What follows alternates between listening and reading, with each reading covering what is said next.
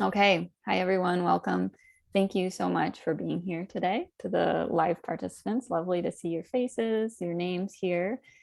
And also to those watching the playback. I know there have been a lot of people who've shown interest in this time that we're recording live just as an ideal. So thank you all for your comments, for your ongoing feedback and presence and participation in this mini series. Today is part 4 of a 6-part mini series that I've been hosting, facilitating on this topic of bringing your medicine into the world. So I guess I should back up. If you don't know me, my name is Megan Teode. I'm the host. And I do a lot of coaching work and soul guiding and courses around this topic under the umbrella of the Medicine Weaver School. And really excited to have my friend Kim Coots here today, who's going to help us explore this theme of befriending your wounded healer. And this is building off, as this series has been moving through different themes. We're sort of picking up and continuing to move from last month. We talked about transforming your trauma. And so this month, getting into this idea of the wounded healer, one of the ways I think of it is like when the wound becomes the gift, where this, a big part of initiation into the path of healing, it's almost like it's impossible to learn the lessons without the wound, and that act of coming into contact with our deepest wounds and healing shapes us into healers, and that's so unique for each person. And so part of transforming trauma is the alchemy of sort of like discovering what I like to think of as the sacred wound. Bill Plotkin, someone whose work I've followed quite a bit over the last several years, he talks about when the core wound becomes the sacred wound, that's where the healing comes in. And so Kim is going to help us. She's going to share her perspective on this topic, as well as some insights in astrology that might help you kind of make friends with your own wounded healer. Because one of the things I think we're going to talk about, we'll see how much this comes up, but is that sometimes there's like some resistance in making friends with the wound, so to speak, making friends with our deepest wounds, and like how what her journey has been like of kind of embracing her healing gifts, and how astrology has helped her in that task of befriending her wounded healer.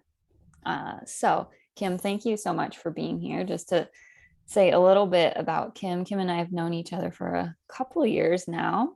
She has attended a few of my courses, and we've been doing coaching work together and really become friends through the process. And I've just gotten to witness Kim's journey, which started long before I knew her. As far as I can tell, it seems like this healing path has been with you, Kim, for many decades. And yet she's been a Fortune 500 consultant, leader in huge corporations. You can kind of maybe say more about this, Kim, however you want to articulate it. But I know every time I hear her talk about her work in the executive world, I'm really impressed and like feels very much above my head.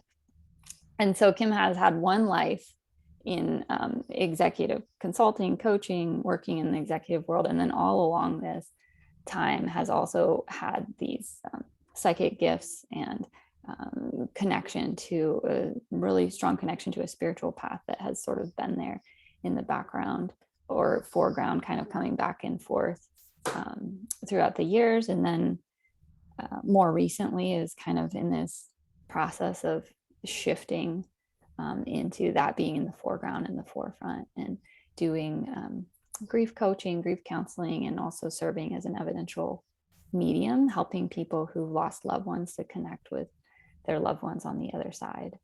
And I'm sure there's so much more you can say about that, Kim. But maybe I'll just give you an opportunity now to just say hello to everyone. And if you want to add to that intro at all, just share a little bit about what you're doing now. And also, I'm thinking that this idea of an evidential medium might not be known to everyone. So if you might say a little bit about what that is and what that looks like. Sure. Well, first of all, thank you so much for inviting me to share today. just really feel grateful and being with you all and everyone who's watching the replay. So thank you. To add to the evidential medium and kind of answer that if that's a question out there for people, I didn't know what it was either previously. But an evidential medium is, a medium itself is a person who can communicate with those who have died or are on the other side. An evidential medium is the type of medium that gets evidence from the spirit person to share with the living loved one that there's no way the medium could have known. So for me, it was kind of the proof that I was personally looking for on the personal side of that for me when I had some deaths in my family. And the evidential side of it brings in an element that's a little different to traditional mediumship work. It goes a little bit deeper in providing more of that evidence so that there's some validation that the medium is really who they're really talking to and that it's that person. Yeah, so it helps ease the skeptical mind a little bit, Yes. Perhaps. That was a big part of my journey into shifting into this, was that needing that proof. Yeah. All right. Well, I know we're going to get a lot more into what you're doing now and sort of how that came to be as we talk. So I'm thinking maybe we'll just dive in to, I've said a little bit about this already in the intro, but I would love to hear your own take on this archetype of the wounded healer, like what that means to you and how that's shown up in your life. You kind of mentioned it a little bit in Bill Plotkin's work, but I really look at the wounded healer archetype as the aspect of our journey where we come into that invitation to start alchemizing the wounds into wisdom. And that opens up a level of healing for ourselves that then leads to a pathway of service in the world. And in a nutshell, for me, the way I look at it is when we have a wound, that can be also considered a trauma. There's something that's traumatized in that wound, whether it's physical, mental, spiritual, emotional, or all of those things. And in that trauma, there's some kind of a loss, so there's a grief to it, whether it's loss of innocence, loss of safety, loss of security, loss of love, whatever that grievance is or that loss that holds the pain in the wound. When we get to a certain point along our journey, there's an invitation to look at that and turn that grievance into gratitude. And it's not easy. For me, the way I relate to it is it was an awakening from this really secure, ego-based life that I built around my wounds to keep me safe and secure, to that invitation to shift into really living a soul-led life. Like I had this realization that the life I was living wasn't what I was here to do, even though I worked really hard at building it. It was that awareness first that came up to say, this isn't what I'm here to do.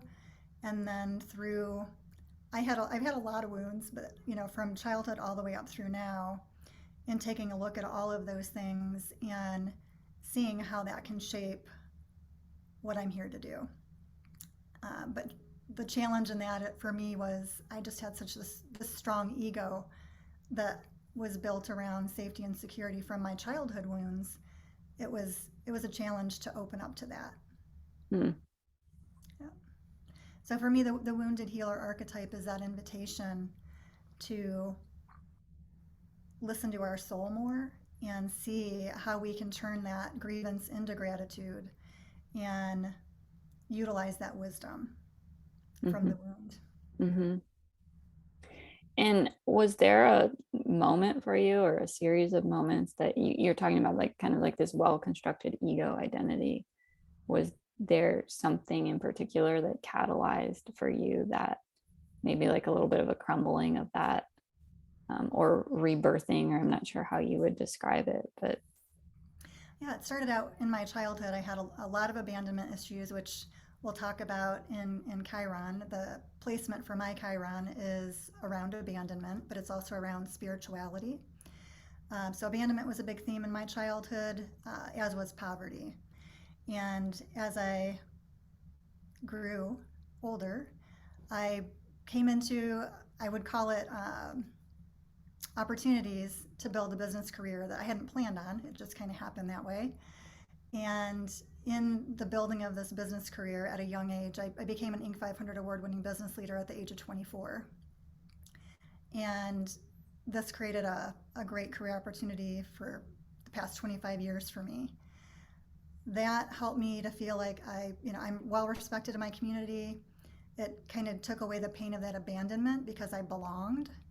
And it also gave me a great financial security that kind of took away the wound of poverty and the lack of having enough, even my basic needs being met as a child. So those things were created and kind of eased those wounds, or what I would say is I was living in trying to make sure those wounds didn't come back up in my life. And the way that I did that was by constructing this business career. And I wouldn't say I forced it. All these opportunities came around, and that's how it took shape. And I remember when I was 27, I was an executive for a multi-billion-dollar company, and I got a massage one day. And this is kind of what started this awakening for me. During this massage, something miraculous happened where this monkey mind of mine that was always going just got quiet. And that never happened. And I wasn't aware of it at first, but during this massage, I found myself almost out of body with this experience of being almost like in space and having this, this like pink light around me and this voice speaking to me about how we're connected. And it was not necessarily more what was said to me about it, it was the feeling I have. Like the best way to describe it for me is if you can relate to people who've had a near-death experience, explaining how, the feeling of that, this immense feeling came over me. So when I came back into my body after this massage, I was like, what the heck was that? I got to learn what this was. And I went to massage school just to try to figure out, what did this open up for me? And that really started opening my intuition. My intuition got awakened during that massage. And from that, I set on this path of learning Reiki and all these spiritual healing things. And this call within me to work on healing my trauma from my childhood through these spiritual practices that I was learning. That one massage opened me up to from that experience. And at the same time, I was a business executive. And over the last 20 plus years, I've gone through all these spiritual healing trainings and certifications and so forth, started my own practice, but I kept it in the closet because I was so afraid that my business clients would find out and I would lose that safety and security. So I would let the spiritual business grow to a point where if somebody else found out about it, I had to hide it or keep it down. But this is what I was really drawn to and what I felt called to do. So there was this, for 20 years, this balance of living in two worlds, I want to say, of being executive Kim and spiritual Kim, working with two different sets of clients, two different gift sets. But as a healer, I would say on the business side, I would tell myself I'm helping to heal businesses, and that's healing, which it is. It just wasn't to the extent that I knew that I was here to help heal. From that, I started working with you a couple years ago because I did leave the corporate world and started my own business as an executive consultant, which did help a little bit with it. But then something happened in my life that really changed that trajectory. I felt this calling that there was something more I was supposed to be doing here. I didn't know what it was, and throughout my journey, I would work with coaches or take these programs to help you, figure out your message or build a business around, your calling. And one thing I always found lacking in that is I'd go through this program, I'd create a business or, work on my business, but I'd feel like this isn't it. This isn't what I'm called to do. I followed somebody else's cookie cutter system. I might have got value out of it, but it still wasn't doing what I came here to do, even though I couldn't quite say what that was I was here to do. And I started working with you. And at that time in my life, I had the most extreme trauma I can ever imagine having. The worst possible thing in my life that could happen happened when my only child died unexpectedly. And that was a significant turning point in my life. 3 weeks later, my mother died unexpectedly. So I had two significant deaths that were unexpected happen pretty much in the same month, 3 weeks apart. And previously, even though I've been a very spiritual person, I didn't believe in mediumship. I wasn't comfortable with it. It's one of those topics I just avoided. I can't really say why. Maybe because a lot of what I've seen about it is from Hollywood horror movies or TV shows, or just not knowing if it was real. And it's around death. So I don't know if there was just something that I felt skeptical about or uncomfortable about. Not that I had anything against it, it just wasn't my thing. Mm-hmm. And when my daughter and my mother died, nothing mattered more to me than figuring out how to have a connection with my daughter and know that she was okay. And it set me on a whole nother path to learning about life after death and finding proof. I really needed proof. I mean, I got signs from my daughter right away. And I doubted it. I wondered if I was making it up. I needed proof that this was real, proof that there was, more than just this life and what happens when we die, and all of the questions that I really didn't think about until this impacted me personally. And that set me on a new journey. And what was that journey? Well, in exploring that, I started training as an evidential medium, and that's how I figured out what an evidential medium was. I'd never heard of it before. And in training, doing mediumship training, I had to do readings for other people, which I was like, I didn't sign up for this. I'm really just wanting to do this for myself, to have a connection with my daughter. And I discovered that I could do readings for other people. I could connect with their loved ones, bring them evidence forward. And that was really another layer of proof for me on what I needed to know, that this experience I was having with my daughter was real. But it was a big struggle for me because I couldn't say I'm a medium. I had to write it on my board and just look at it every day. I had to work with you a lot to say, I can't even say it. I can't share this. There was such a wrestling within myself about it. And I first had to believe it. I had to embrace it.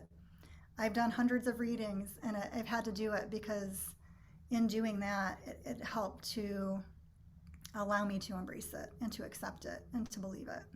Mm-hmm. And now I feel like it's such a great honor to represent spirit and be able to bring these beautiful healing messages through for people and give them a sense of peace and connection and love and a whole different perspective about life and about death. But I never could have ever imagined that this is where my journey would lead. Yeah. Yeah, one of the things I hear in your story, even from back when you were 27 through to now, is that a lot of it has been instigated by your own healing, right? Or your own seeking to help yourself. Maybe like in that massage, it was just this allure to learn more, or a curiosity about what you'd experienced, and that led you into your own healing work, which then led you into more energy work and learning and gathering different skills. And similar with your daughter's passing and your mom's passing, like that just took you into this whole new layer of your own healing and what you needed to just find some sense of grounding or connection, as you said, with your daughter, or a sense that she was okay too. I'm guessing to find some sort of peace in yourself, or some, I'm not exactly sure what you were seeking in that, but it sounds like something like that. Or Yeah, I would say peace, connection, but also still, still having that connection with her, but in a very different way. Not the same way that it's not the same relationship I had with her when she was in a physical body. Right. It's a different relationship, but that love still exists there. The relationship is there. It's just different. Yeah. Yeah. And so it's almost like it wasn't like you ever set out to um, necessarily like become a healer, or I mean, maybe at some point that was a conscious intention, but it doesn't sound like it started that way with that like spark of this is what I want to be when I grow up, so to speak. No, I would say throughout my journey, I enjoyed being a spiritual healer in the aspects that I was doing with Reiki and shamanic healing. I enjoyed those things and saying I'm a healer in that aspect. But again, it was keeping it in the closet on the down low. It wasn't that I openly spoke about it. I just I served whoever came into my space, Mm-hmm. around it or referrals from clients around it. But there was a desire to do more with it, but I didn't want to. I didn't want to rock the boat on this other side of where my safety and security, or what I perceived my safety and security to be. Right. Which is, it's like such a perfect, in my mind, this is such a great example of the wounded healer, because it's like like I hear in your journey that you were on this path of healing, and yet the maybe the thing that was holding you back from kind of fully coming out with it or focusing or stepping into it, excuse me, sorry, was the wound too. What was, it's like the security that maybe you didn't experience in your childhood, around money or around belonging, and the safety that you created for yourself in that was also the thing that was, um, you're continuing to bump up against in the potential opportunity to serve. And I see this so often, like with myself, with clients, is that it's like with each step forward into this path of, um, maybe like service is a general way to say it, that's like a truly vulnerable, authentic, healing path of service. It seems like the wound just keeps like the next layer of healing just keeps coming up or presenting itself, um, to be tended to. Mm-hmm. Yeah. And I think in my experience, along the way, although I never could have imagined I would be doing the work I am today, along the way, there have been signs of that, or things that have come up, like things I was called to that are supporting what I do now, but I never would have known it would support what I'm doing now, but it tied together. Like one of the things I did in those first 20 years was become an ordained minister. And through that, I was asked to counsel people who were in the process of passing. I was asked to do funerals, and I never became an ordained minister saying I'm going to go do funerals or I'm going to go counsel somebody who is passing. That wasn't the initial intention of it, but I said yes to those things, and I felt like it was along my path, even though I never set out to say I'm going to go do these things. In 2017, I quit my corporate job just kind of without any plan B. I just knew I couldn't do it anymore because I was slowly dying, and I became a certified grief coach. I don't know why I did that.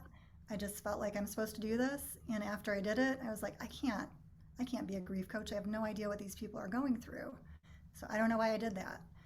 And I just kind of put that on the back shelf. And then I see how now, 5 years ago, taking that program and the funerals I've done and counseling people who have transitioned or were in the process of transitioning has all helped in the work that I do now. Yeah. But at the time, I never could have known how it would play out. Right. And at the time you hadn't had the, your daughter and mother were still alive, you hadn't gone through this like intense, deep, painful initiation of losing both of them so suddenly. Yeah, it was just, I guess you could call it like that niggling feeling that I'm supposed to go do this, but I don't know why.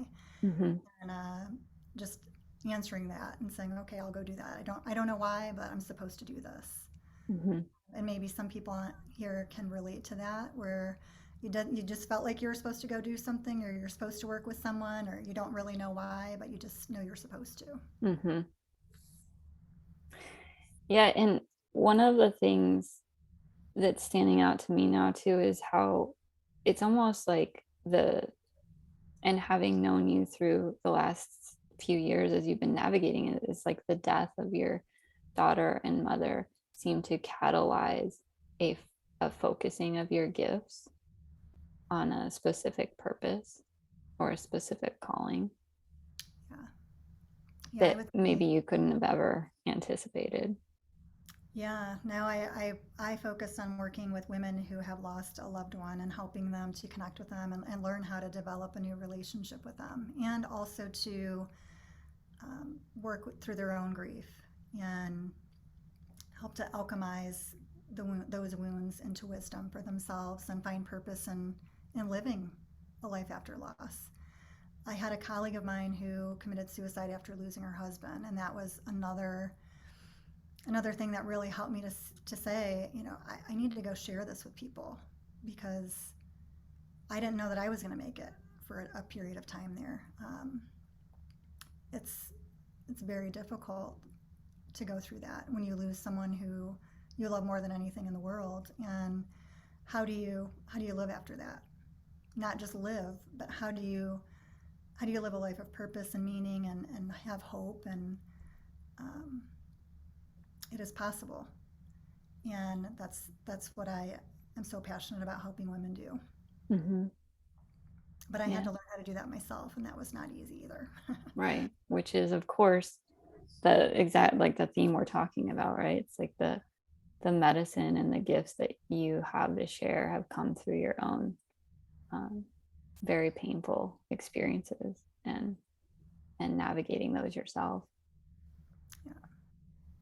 And learning, or being aware of that moment, or that point on your journey where those wounds are beginning to alchemize into wisdom, or how can you, because it's also not an ego thing where you can't demand it, you can't control Right. it, or say here's how it's going to happen, when it's going to happen. That's something that's been very familiar to me throughout my journey, as I would say, okay, I'll do this, but these things have to happen first, or it has to be this way, or here's the plan for it, or it just doesn't happen that way, in my experience anyway. Right. Or I would say on the other side of that, I've also encountered this, like sometimes there's like an impatience too that can come with just depending on a person and their sort of proclivities, is like an impatience to be out there doing the work now or be alchemizing it now.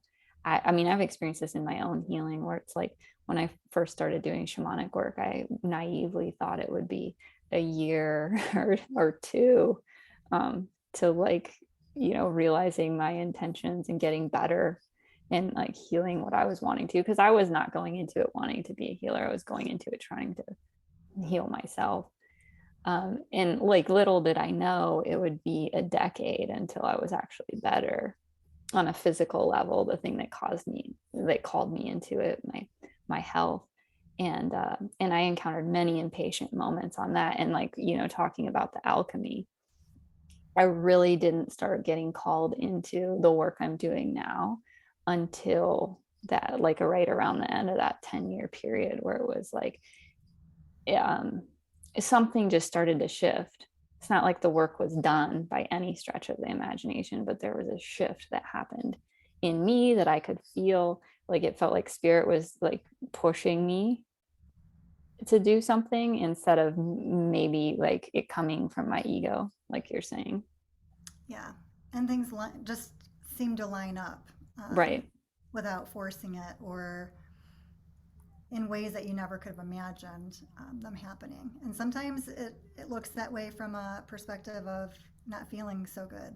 For me, in this process, you know, once I once I became an evidential medium and started doing readings, there was still a lot of my own grief work that I needed to do to be able to serve at the capacity I do now. and I'm still continuing to do because I was still used to all of my old habits of things. You know, in my corporate job, I did things at 5 times the speed of a normal person because I was always so busy. In this new life that after this loss, grief was took such a big toll on me. I didn't have the capacity to do all of that, and honestly, I didn't even like that.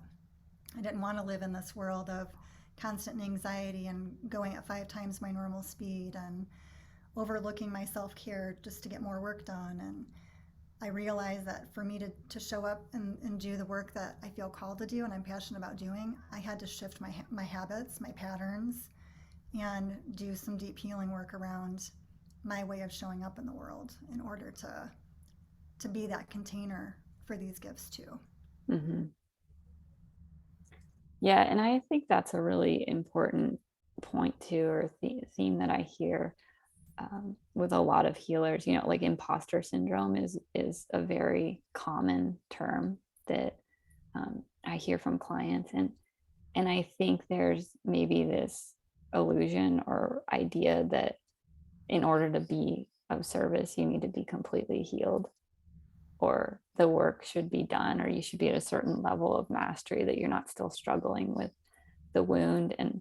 Um, and I one of the things I really appreciate about you is the way I've gotten to witness you move through this and show up in service, and also step back when you need to and take care of yourself and recognize that, like, yes, you have a capacity to serve, and also you are still needing to take care of yourself. This loss is not that long ago. There's still a lot of work that or just space or rest or whatever it might be that you need for yourself. And yeah, I'm just curious if you like, if there are any, well, maybe we could go two directions here. I guess I have two questions still as we're talking about this. One is just if there's anything that you would offer to someone who's like who's on this path, or on this journey of bringing their gifts into the world, based on your own experience, like if they're struggling to sort of clarify their medicine or be out with their gifts, like what advice would you provide based on your journey? Well, advice I would say that has worked well for me is working with someone like you who is a guide in helping me to explore. I learned a lot of this through my own self discovery, self reflection, not necessarily someone telling me what to do, but having someone there to support that and hold that container for you. So, in working with you, that was like a safe space that I needed to explore these things within myself, and that's invaluable to have that. So I would say find someone that you trust and can be a guide for you to help you explore your own inner questions and self discovery. Because I do think that as much as we, and I think this is something common for healers too, is they're always taking another training, another certification. We're always looking outside of ourselves to gain wisdom. There's so much within ourselves, and to take the time to listen to that, and even though you don't know the answers, but having the intention, I think having a really clear intention of what it is that you're seeking. And it might not be specific, it might not be a tell me what I need to know, what to go do, but more of an intention of like, I remember specifically a point that I said, I am ready to uncover what more of what I'm here to do and move in that direction, no matter what that means. No matter what that means I need to let go of, no matter what that means I need to change. I'd like to do it in the gentlest way possible, but I'm open to what that looks like, and that's my intention. Is to do the work my soul came here to do, Hmm. and then be aware of what comes into your space to help you with whatever your intention is. Because in my experience, when I did that, instead of trying to go find the answer or go get another training or control it, when I had that intention and someone to hold that container. Not that you have to have some, I don't want it to sound like a codependent thing. Like you have to have someone hold the container. You don't. It's helpful. It was helpful for me because my ego was so strong. It helped me not procrastinate, like hold myself accountable for doing the work. But having that intention and then being aware of who is coming into my space or what opportunities, and is there something that's helping me with this intention in that Hmm. was really helpful for me. Yeah. And just being aware, like for me, there were so many habits and patterns that I'm still working on transforming because it doesn't work in what I've shifted into. And some of that has had to do with finding a good counselor to help me do some deep trauma work and heal some traumatic things that are still impacting me, but I'm not consciously aware of. I think for everybody it might be a little different, but looking at and self-compassion is such a huge piece of this because it's so easy to judge yourself or say I should be here, or I should have done this, or shouldn't have done that, or by this time I should be here, or other people that I know have already gotten to this place and here I am here. Like all of that judging and measuring is your ego, and having that self-compassion because you are in this process healing your own wounds so that you can then take that wisdom that you cultivate from it to be of service to others. You can't skip that part. You Right. know, it's easy to say, I'm aware of the wound, I've done a little work, and now I want to go help other people. That middle piece of really giving yourself the care, love, healing, compassion, whatever it is you need in whatever way that looks. If you skip that part, it doesn't quite work out Right. on the other side to the depth that you're here to serve. Right. Yeah, and it's almost like I think my experience is spirit will put in roadblocks or let you know that you're not done or like that process isn't complete yet. Like it won't, the doors won't open or the flow won't be there in the way that you've described in that alchemy period. It's more like my experience has been, okay, sit back down. like like my ego wants this to be done, but um, the process takes however much time it takes. Yeah, it does. And I don't know that we're ever done with that process until we do transition.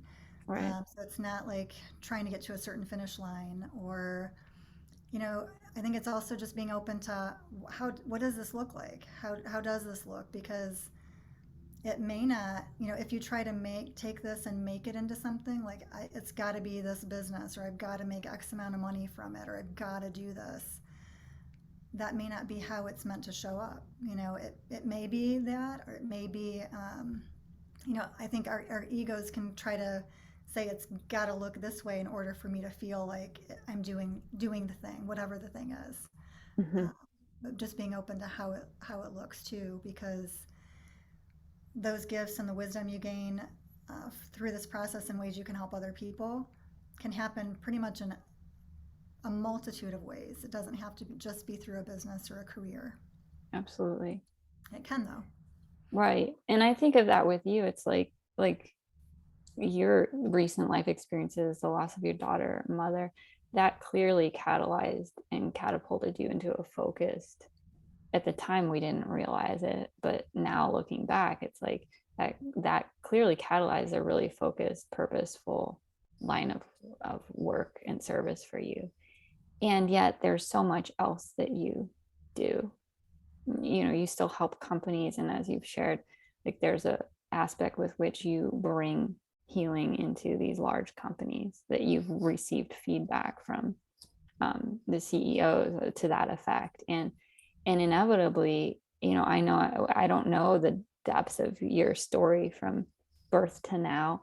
I'm sure there are many other painful sort of experiences that have bestowed you with medicine and gifts that might not fit into those two containers either, right? Like there's ways that you serve, I'm sure. I mean, I know just from like our interactions, like just through friendship, just through day-to-day exchange, or just spontaneous interactions that you don't see coming that might not fit into this box of like supporting someone through grief and loss, or supporting someone in their business. that it's like there, when you talk about this letting go of form, I hear just this like openness to serving in whatever capacity it shows up. Yeah, there's lots of opportunities to share whatever that is in so many different ways. And when we can let go of it having to be a certain way or a certain container or look a certain way, I find that there's so much more depth to it, and it's just a way of it becomes more of a way of being, Mm. um, that might be more focused when you are particularly working with a certain group of people in that, and in an intentional way. Mm-hmm. But the more that I tried controlling it or saying, in my business career of here's the plan, what's going to happen when and how it's going to happen, when I learned how to let go of that and go from more of that linear thinking, left brain analytical thinking, to the right brained, I want to co-create with the universe or spirit, whatever you want to call it, and be open to what that looks like, and learning how to live more for my soul, and let go of this ego ego-based way of living that served me very well in the past but just doesn't serve me anymore, and learning how to shift into that. um, it's it's it's a whole different experience for myself and how I live too. Mm-hmm. And I know from speaking with you that it's not just one thing that like helped you make that shift, but one of the things we talked about and or wanted to bring into this was how astrology helped some with that shift. Yeah, that was a big kind of surprise for me because I didn't study astrology for a long time or anything like that. Didn't read horoscopes or anything. I just got this invitation through actually a CEO that I knew. He saw an astrologer and she was doing a training, and she's also a psychologist, and I love psychology, and figuring out how people think and what makes them tick. And I'm like, oh, I'm interested in learning the psychological aspect of astrology. So I started training with her and went through all three levels for advanced astrology. And in that process, learning my own birth chart, I learned so much about myself. And my birth chart says I did not come here to have an easy life. And learning astrology and all the different aspects of it, and how it gives you permission to be yourself, and no, this is my divine design. It was such a relief for me. And I actually finished one of the level 2 certification a month before my daughter died. And one of my teachers was giving me a private reading of my chart, and she said, "You're a medium." And I said, "No, I'm not. I'm not interested in that. I am not even, it's not even anything I'm, follow or look, I'm like, no, that's just not my thing. You must have that wrong. That's not my thing." And we've already shared how my journey went with that, but there's so many other aspects of it, just in my personality, my soul purpose, the patterns that I shift to, so many things that, from a psychological aspect, that astrology can share with us. And one of those things is the wounded healer. And that's what I wanted to share today, is a little bit more into the aspect of our birth charts that gives us a little bit more insight into what the wounded healer archetype is for each of us.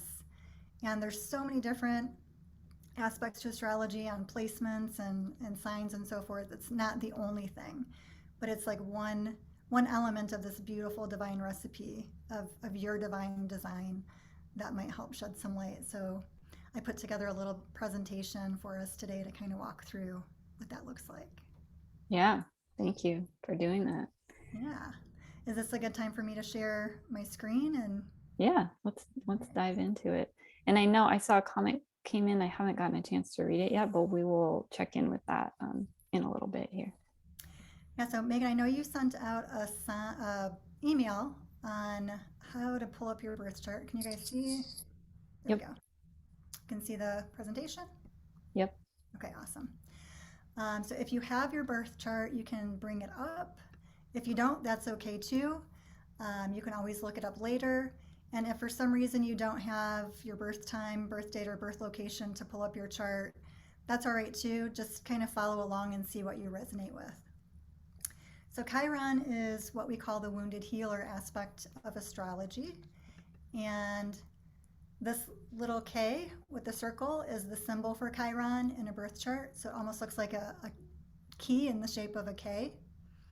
And Chiron it's not a planet. It's considered an asteroid in astrology, and it's known as the wounded healer. It's actually named after the centaur in Greek mythology. And the centaur Chiron experienced a lot of pain and wounding from being rejected by his mother. His father ignored him, and then he had a really painful injury that he had to live with his physical pain.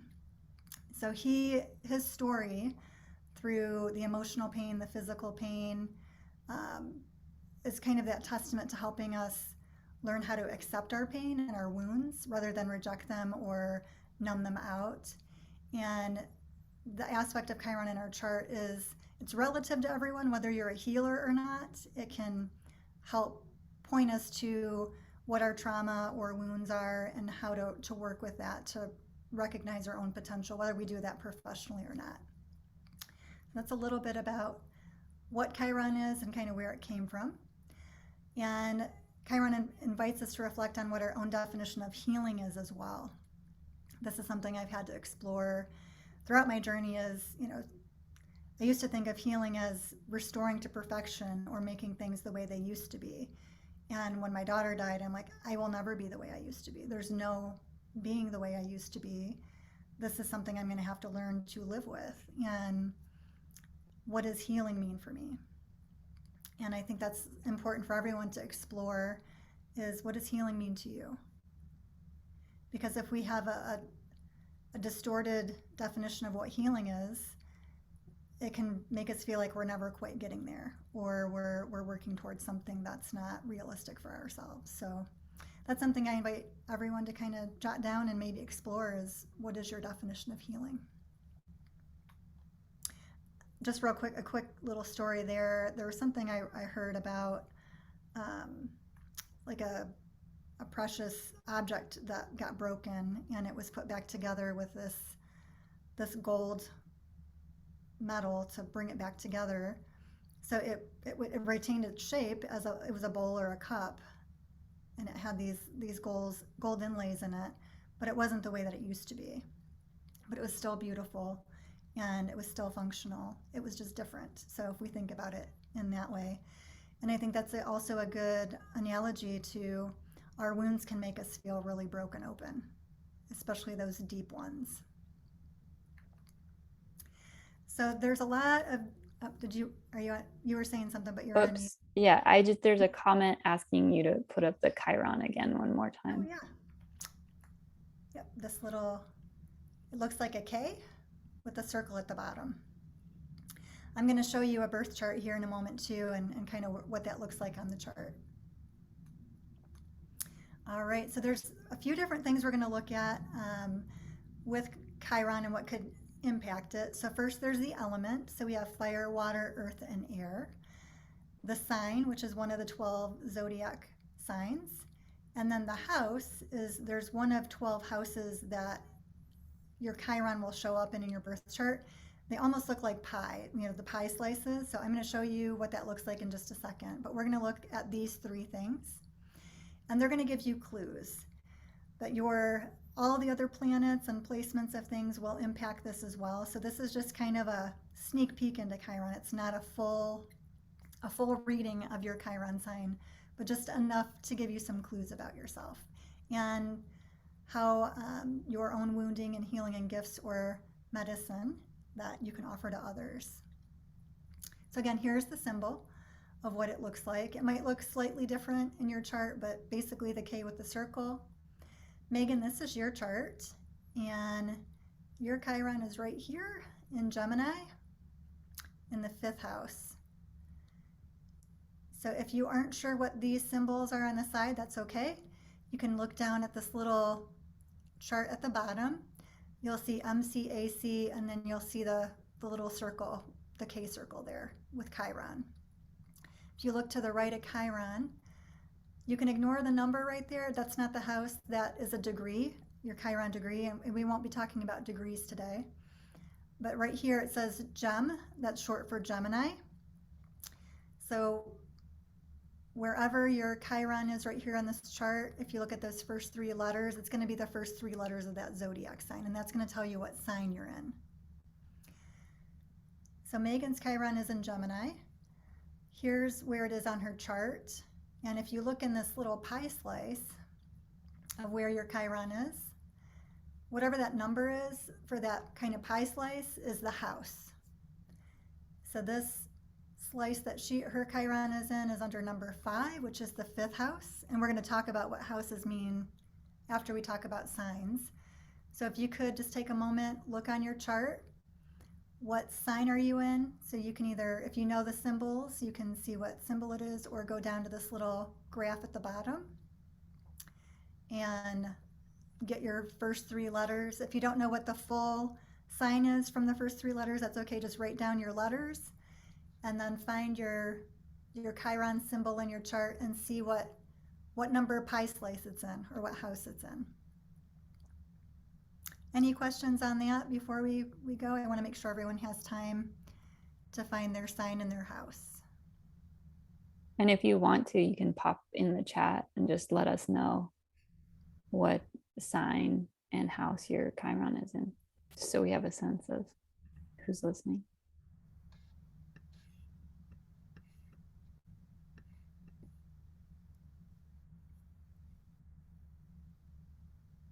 Ariadne was just saying not sure about the house. All right. So the house is well, you can say again. Go ahead. Yeah, so the house would be wherever the Ariadne, can you find the Chiron symbol in your chart? Were you able to locate it on your wheel? Yep. So look at what slice that, like when you see these the dark lines here. If you look at close to the middle circle, there will be a number.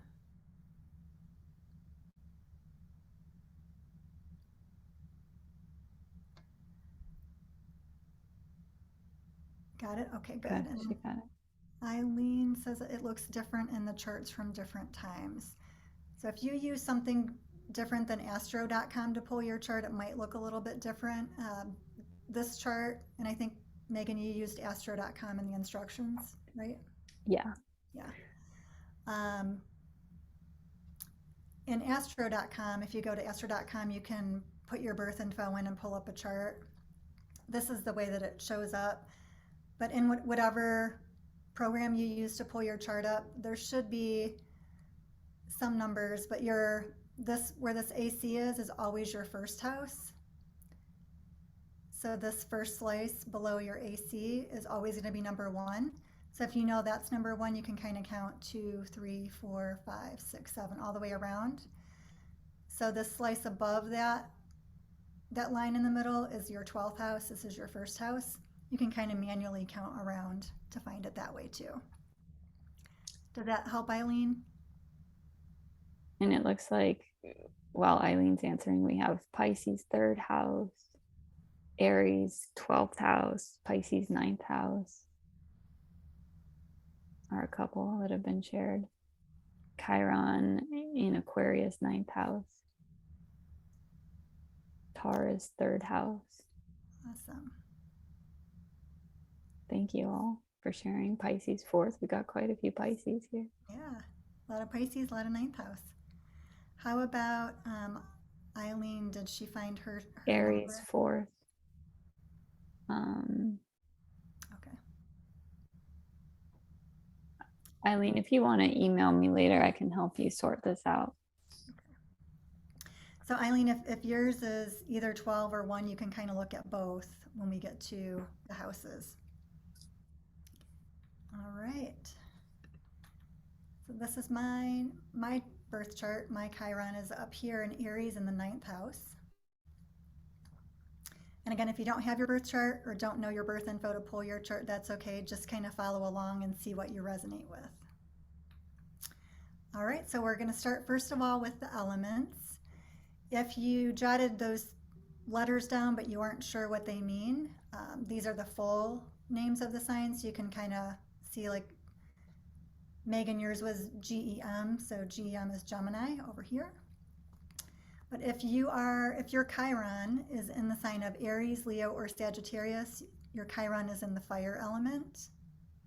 If your Chiron is in Cancer, Scorpio, or Pisces, it's in the water element. Taurus, Virgo, or Capricorn is in the earth element.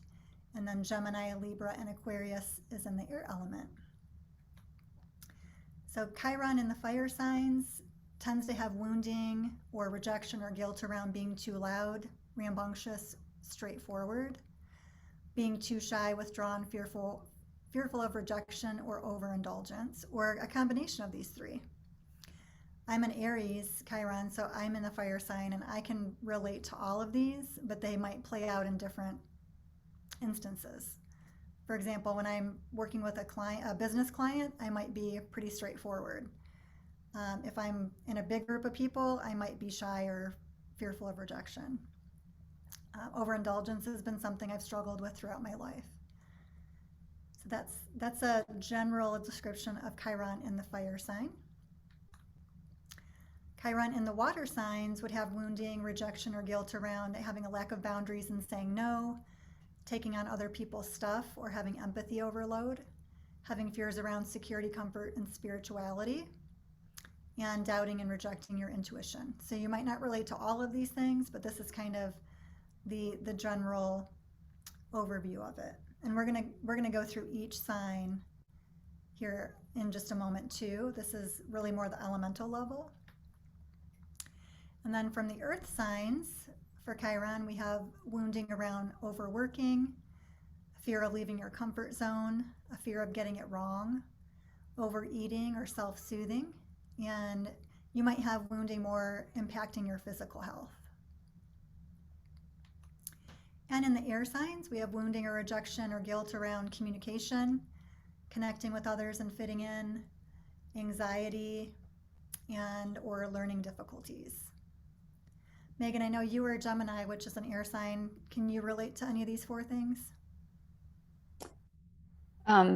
For sure. Yeah. I also, one of the things I found, and maybe this is specifically Gemini related, but like a lot of neck issues, which is of course where the throat and the communication center is.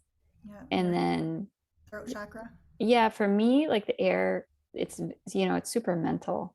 So it's like kind of like psychological. Like I do a lot of mental health coaching now in my work. And it's just mental health has been a huge theme throughout my life. So I think that I also think of that with the air signs too. Yeah. Great. Well, let's look a little bit deeper at each sign. So we've got Chiron and Aries. This can be wounding around self-worth. So having a profound lack of self-worth, feeling unworthy. This is where abandonment might show up, or not being wanted. Self-denial, so denying the self in order to please others, can be a theme here. And with Chiron, we look at what is the search, and this can be an unconscious search. It might not be that you're consciously saying, I'm searching for this. Sometimes it's unconscious that we have this search, but it's at some point in that journey, and getting to a point of that invitation or that initiation of turning the wound into alchemizing it into wisdom. There's a search for self-identity in some way, shape, or form of answering that question, who am I? This is where my Chiron is at, and for me, that was kind of that intersection of living two different lives and being two different ways, and finally getting to a point to say, who am I really? And not being a chameleon to being whatever I needed to be accepted and to have that self-worth. And this can show up as people-pleasing, an immense fear of rejection, self-sacrifice, codependency, and that kind of chameleon mode I just mentioned of being everything to everyone for acceptance. And then the gifts. So once the wound, and it's not that you have to heal things 100%. As we shared earlier, sometimes that healing is constant and ongoing. But once you've been able to alchemize some of that wounding into wisdom and looking at your wounds from a place of that witness, or not analyzing it or judging it, but to say, what has this wound taught me, or what have I learned from it, or what has this invited me into? That can turn into a gift of discovering and embracing your divine design and your gifts, and owning your own self-identity for Chiron and Aries. Rhonda, I see you got Chiron and Aries. Does this speak to you at all? Yes, actually, it does speak to me. I'm a licensed psychologist, so yeah, it's totally, and yeah, yeah, I resonate with it. Thank you. Yeah. All right, let's see what Chiron and Taurus is. So Chiron and Taurus might experience wounding around a deep feeling of insecurity, a fear of losing safety, security, abundance, and/or love, feeling guilty over enjoying or acquiring material possessions, and that, whether it's conscious or subconscious search, at some point in that journey, there's a search for security, safety, and trust. And there might be a shift from looking for that security, safety, and trust from outer things to exploring it either spiritually or internally. And that can show up on the wounded side of things as being clingy, hoarding, materialism. Tauruses are known for being stubborn. I have a Taurus moon, I can relate. But that refusal to let go can be how it shows up. And that through that alchemical process of turning wounds into wisdom, Taurus and Chiron can discover security from within and have permission to savor the beauty in life without feeling guilty about it. I know we had someone who was a Taurus, I think it was Taurus third house, wondering if any of this is resonating with whoever had the Taurus. Yes, my name is Charlotte, and this is exactly what I'm going through in my life right now, is like all of these. So yes, it very much resonates with me. Great. Thank you. All right, let's take a look at Gemini. So the wounding or rejection can be around a deep feeling of being unable to communicate well, feeling uneducated compared to others, a social awkwardness, and that at some point turning into a search for integration and connection with others. It can show up as being reclusive and talking too little or too much, one or the other, or kind of in between. And the gifts that can be alchemized from this wound is what we call intuitive intelligence and the ability to communicate with other realms. And people that have a placement of Chiron and Gemini can make great mind and body healers. And Megan, this is your Chiron and Gemini as well, right? So that makes sense for you in the mind and body healer aspect. Next, we have Chiron in Cancer, and this can show up with a wound around a lack of lasting love and support and or nurturing in your life, a feeling of sorrow, and a search for love and connection, or feeling this need to reunite with the nurturing mother energy. The ways that it can show up is around drowning out sorrows. Cancer can also be a sign of addiction. That's something to be aware of, in the wanting to drown out sorrows. We talked earlier about Chiron, the centaur, saying, let's look at our wounds and embrace it rather than pushing it away or trying to numb it out. This can be especially pronounced in Cancer, in the drowning out of sorrows, and being aware of how we do that, or how we're trying to numb out from that. Sabotaging relationships, smothering others, and emotional pain. And the gifts through the alchemy of the wound into wisdom is discovering that love is always there and having that ability to give and receive love. And people with the aspect of Chiron and Cancer can make great natural healers as well. And we got Chiron in Leo.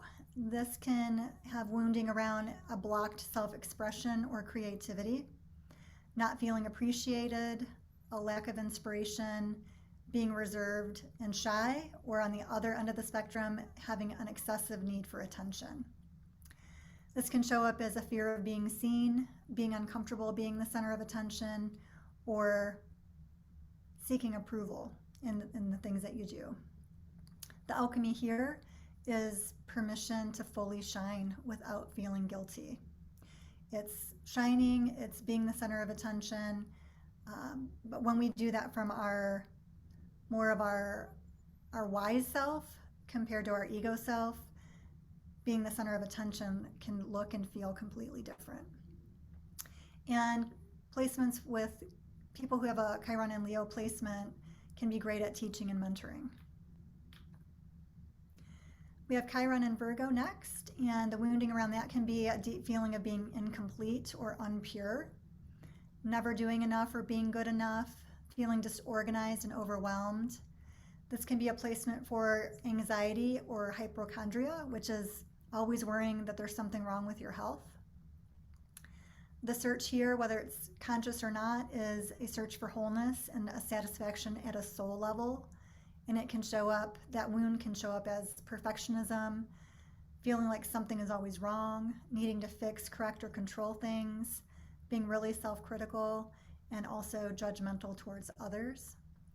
And in alchemizing this wound into wisdom, the gift is discovering that there's peace, wellness, and great aptitude to serve others with compassion. Chiron and Libra, and I meant to say this earlier, I'm sorry, I totally forgot. If you want to take a screenshot of this so that you have it, your sign, feel free to do that. I can circle back if anyone needs me to do that. But feel free to take a snapshot of your slide here if it's helpful for you. And Megan, I know you said you could send this out, but just wanted to put that out there if anyone wants to take a snapshot. Chiron and Libra, wounding around feeling alone, separate, or that someone is missing from your life, having this longing for a soulmate, feeling a lack of balance in life, and the search is for companionship, balance, and harmony. Chiron and Libra wounding can show up as codependency, keeping people in your life even when relationships have run their course. And the gift here, after doing some work to alchemize that wound into wisdom, is discovering that you are complete as you are, and that we can enjoy other people without needing them to make us complete.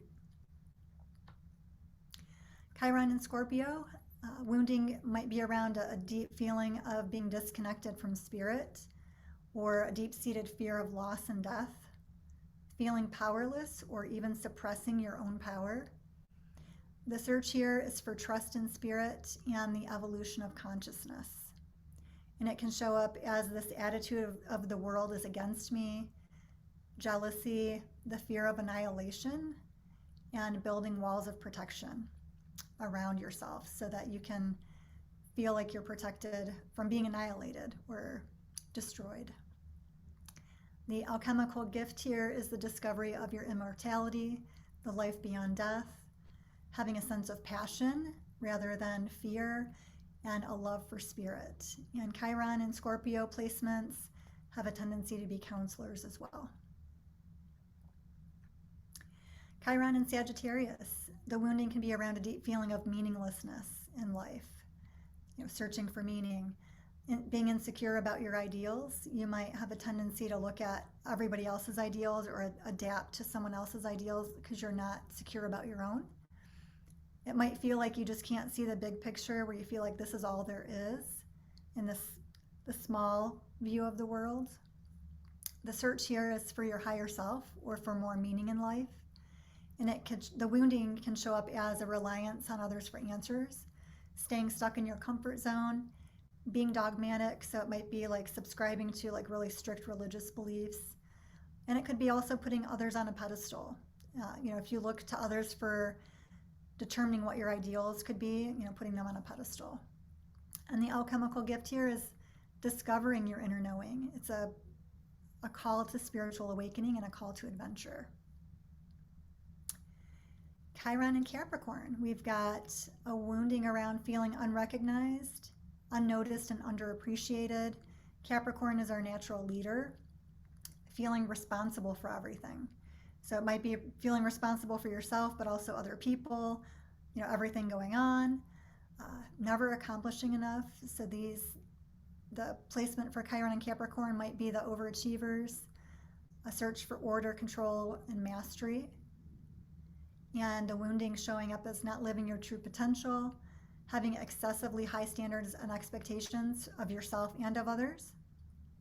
People might not be able to live up to your high standards, having a fear of losing control, and trying to find your place or station in life.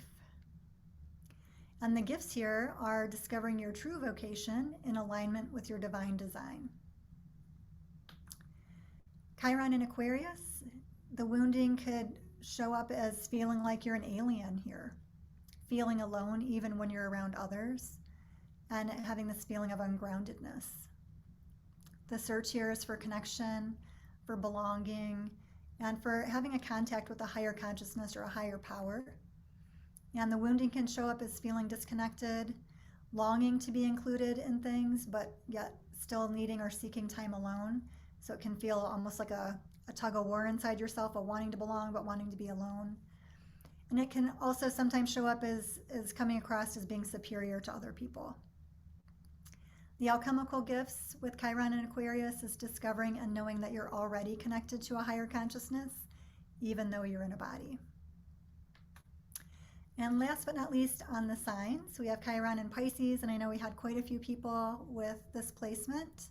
The core wound for Chiron and Pisces is around a loss of faith or trust in the divine, whether that's God, higher power, whatever that means to you.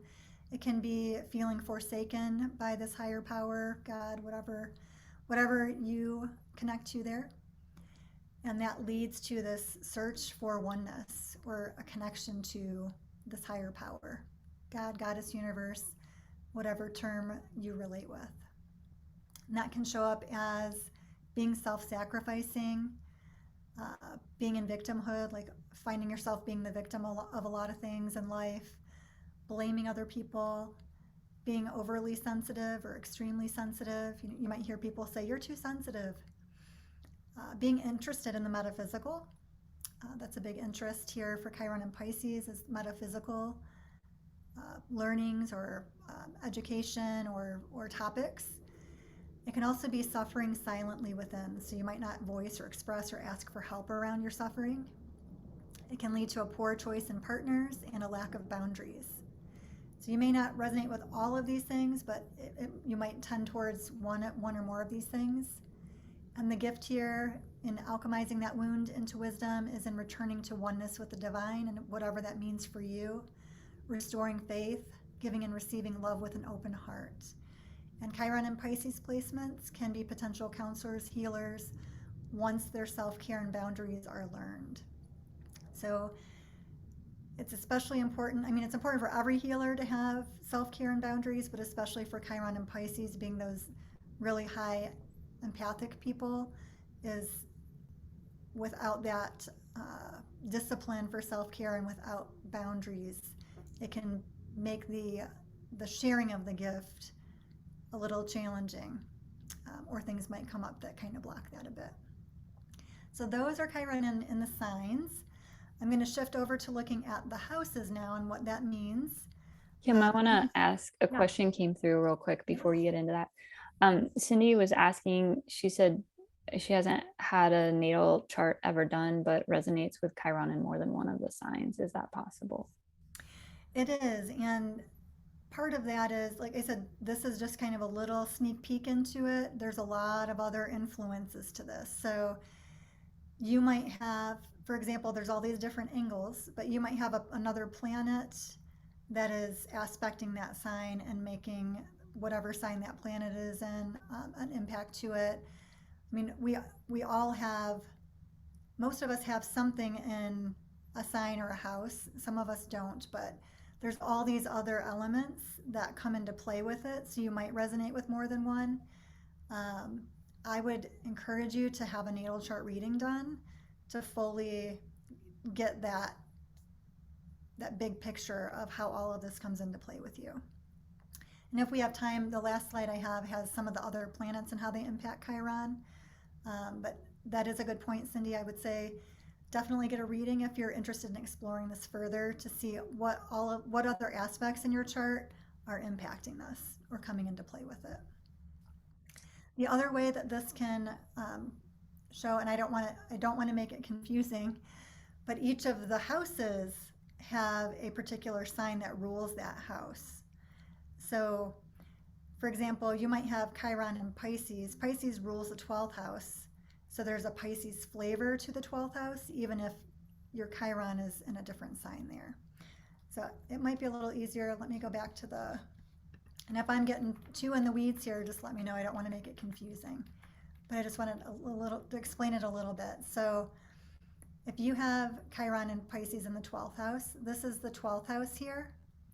And even though this is the sign for Sagittarius, so for Megan, her 12th house is Sagittarius right here. But the 12th house is ruled by Pisces. So there might be a little bit of a Pisces flavor to it because the placement, the house placement, even though her Chiron is actually here, but the 5th house here for Megan, she's Gemini Chiron in the 5th house. The 5th house is actually ruled by Leo. So you might have a little bit of Leo tendency in your wounding because it's in the 5th house that's ruled by Leo, even though your Chiron sign is Gemini. Yeah, I'll add to that I found when I combined, because my placement's in the 5th house, when I combine Leo with Gemini themes, it makes the story starts to come out to life a lot more. It just resonates way more deeply. And then, there's layers to just keep adding onto this. Like each person's story in their chart is so unique. Pop astrology is like trying to put the whole world's population into 12 boxes, and it just doesn't work that way. But like the story that comes out of all the planets and their relationship and the houses, it's super personalized. So just adding to that. Exactly. And there's so many other things within your chart that can come into play. Like for me, these green lines here are called yads or fingers of God. And they are, when those are activated in a chart, it's almost like it's an invitation for a huge transformation. And one yad is unique. I have 3. And mine all got triggered at once. And that impacts my Chiron as well. So Cindy, there's a lot of different aspects in it. So I would highly encourage you to get a full reading, and that will give you a much bigger picture there. All right. Any other sign questions before we look at the houses? So you said the green lines are called yads. How do you spell that? YOD. And it's not every green line. There's certain degrees that it's around. But for mine, see, mine's 11, 11, 10. So these are all within 3 degrees of each other. And then there's one right here too. The point to a yad signifies a major element in your chart. It's YOD if you want to look into that more. Thank you. Yeah. All right, let's go back to our houses here. So your sign is more of the kind of explaining it or seeing how it shows up, and the house. So if you think of your sign as the flavor for Chiron, the house is the area that it might be impacting the most in your life. So if you have Chiron in the 1st house, the 1st house is ruled by Aries. So even if you don't have an Aries Chiron, you might have some of those Aries woundings in there. But the 1st house, if you have that little Chiron symbol in that first slice of the pie on your chart, it could be impacting your sense of self-identity, no matter what sign it is.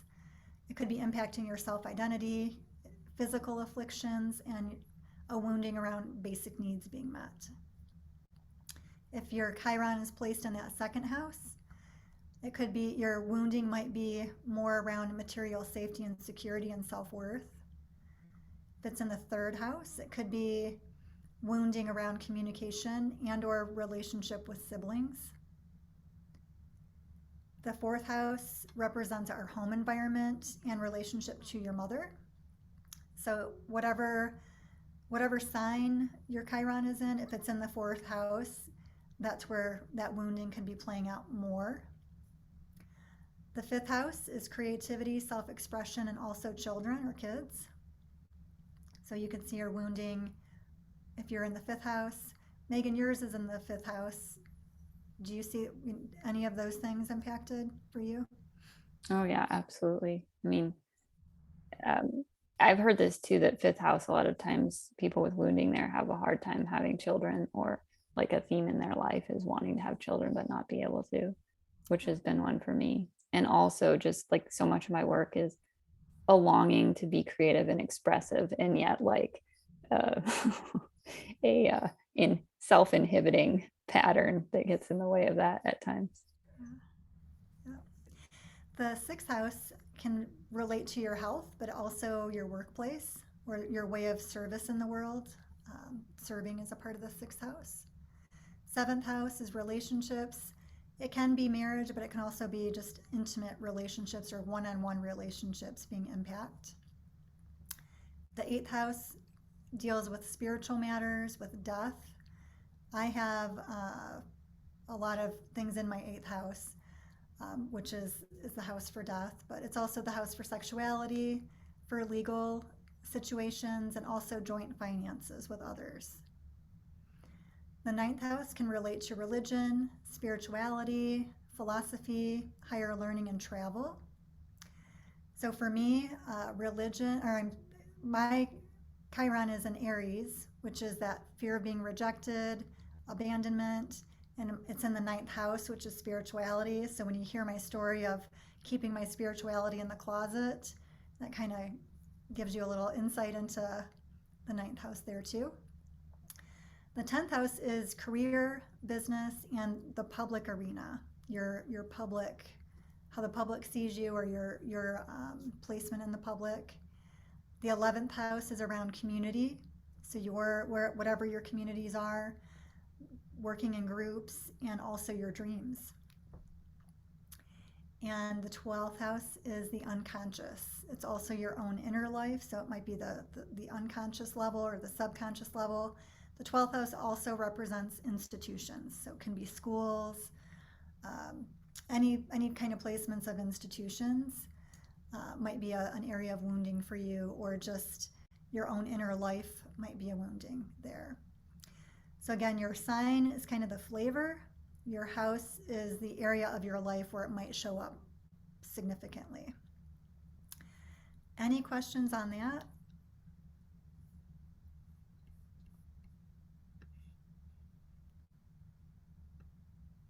All right, I know we've got about, oh, were you going to say something, Megan? Nope. Good. Good. No, we've got about 5 minutes left. Is this a good time, Megan, to show that planet chart, or is there something else you'd like to do? You want to do Yeah. questions? I think we're just kind of organically doing questions here. So let's move into that. And if anyone has any questions, just pop them in the chat. Yeah.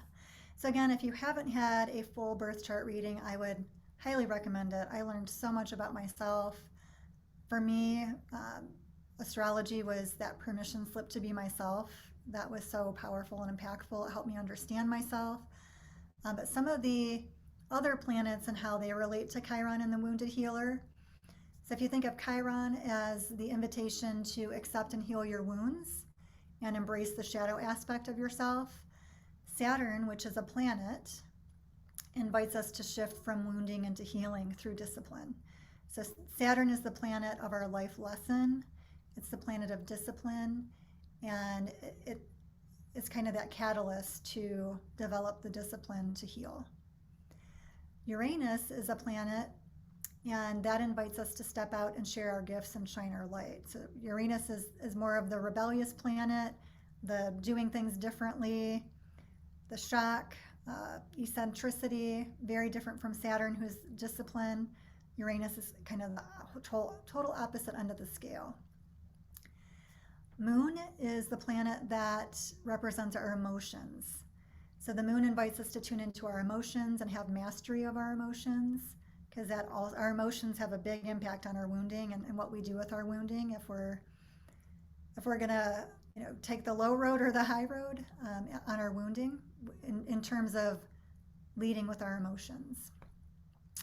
There's also two placements called the North Node, or the True Node, and the South Node. These are nodes of the moon. Your North Node is an aspect that demonstrates what your shortcut to enlightenment will be. The South Node is the pattern or the habit that you've utilized to stay in your comfort zone. So learning more about these can help you with your healing, the healing and alchemizing of your wounds. And then your ascendant or rising sign is an aspect of connecting with your soul purpose.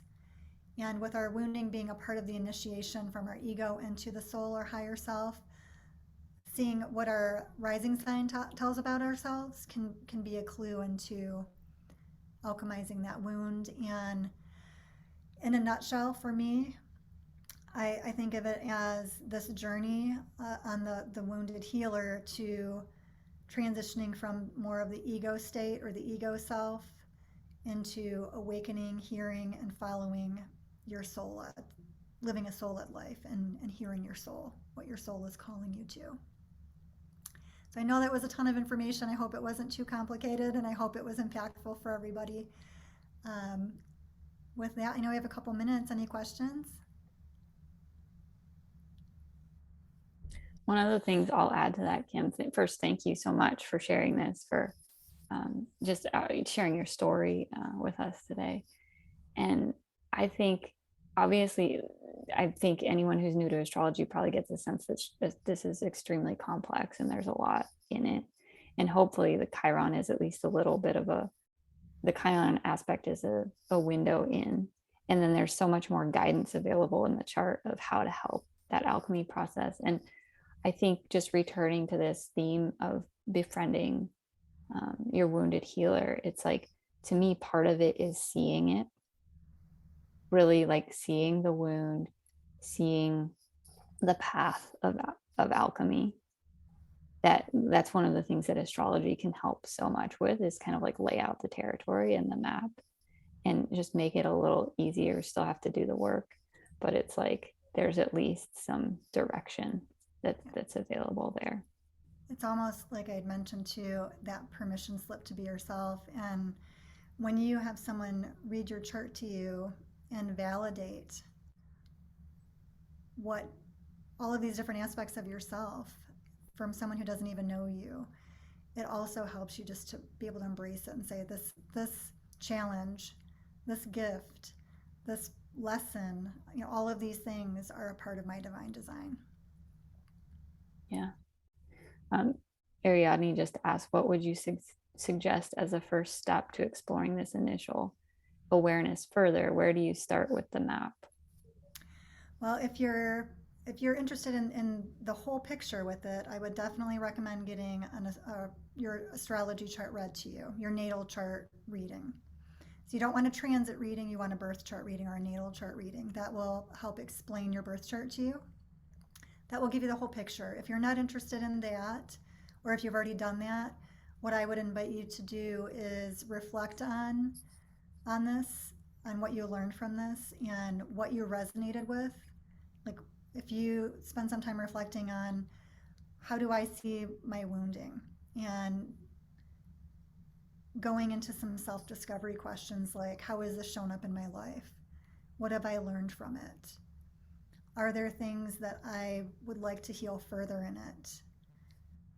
Going back to what I said earlier, just having the intention and saying, I would like to, in the gentlest way possible, alchemize more of my wounding into healing so that I can serve and also love and enjoy myself and my life, being open to what comes to you rather than trying to direct what that is. So either having your birth chart read or really reflecting on what you learned in the wounding and seeing what self-exploration or self-discovery questions come up from that and setting an intention. Yeah, I love the question. You said this earlier, I wrote it down. What has this wound taught me? Is, I feel like, is a really simple way of, like, that's a question that can just unravel. And it can be hard, like for me, asking myself that question, what is the wound of losing the person I love the most in the world? Not that my daughter's lost, but that was my initial thought, was what can I do with this wound? This wound is just so deep. There was a lot of self-exploration in that, and learning from that. So it's not always easy to And it's not always just about coming up with the answers to those questions, it's exploring it. And it's like an onion, you go layers and layers and layers and more further and further exploration into it. Yeah. Yeah, and there's so much medicine too that we don't have time to get into, but I know like your shortcut to enlightenment, like the North Node for me has been super helpful. I mean, all these planets you've laid out, there's just a lot more to be dug into there. I'd love to do like a 3-day astrology workshop where we dive into all of this Yeah, and learn all. Yeah. maybe that's to come. We'll see. But I know Kim, I want to respect your time. I know we're a few minutes over here. And again, thank you so much. I put Kim's website in the comments here. It's kimcoots.com. I know I saw, Cindy, you had shared that you had gone through a major loss of your husband recently. There's a lot of great info if you're interested in connecting on with Kim around that, or anyone who's interested in connecting with Kim further. She does a lot of wonderful work. You can find out more about her there. Are you offering astrology readings right now? I do offer them. I have a wait list right now. I know you offer them also. Yeah, but either one of us can do that. If you have openings, you might get to it sooner than I can because I do have a wait list right now. Yeah, I do astrology readings specifically focused on, I do birth chart readings, but they're specifically focused on like this topic of bringing medicine into the world. So I put a link for that as well in the chat there. And each astrologer is so unique. Like you can have your chart read by a different astrologer and have a completely different insight. So it definitely would encourage you with that, whether it's one of us or someone else. It's just kind of like listening to your intuition and who you're drawn to. And you can also use this last little sheet, the Chiron and the planets. Google is an amazing little wormhole you can go down. There's a lot of value in having an astrologer who knows the depths of and can kind of weave the story together for you. And also there's a lot that can be learned just by kind of Googling where your Saturn is and building a story from there, where your Uranus is, where your moon is, so we'll send out this PDF and yeah, please feel free. I saw someone had their hand raised and we didn't get to it. So if you have questions, still just email and we'll get back to you however we can. So we will be meeting again this time next month. So July 21st, Thursday at 11 a.m. And the special guest is my friend Iris Meyer, who's a shamanic practitioner. She focuses on ancestral healing, ancestral transformation work. And our theme is going to be honoring the ancestors and the role that plays in bringing your medicine into the world. So more info will be coming on that soon. And you're very much invited. And thank you all so much for being present and your participation. It really, really made the event come to life. So many blessings. And thank you so much. Yep. We'll see you next time. Thank you.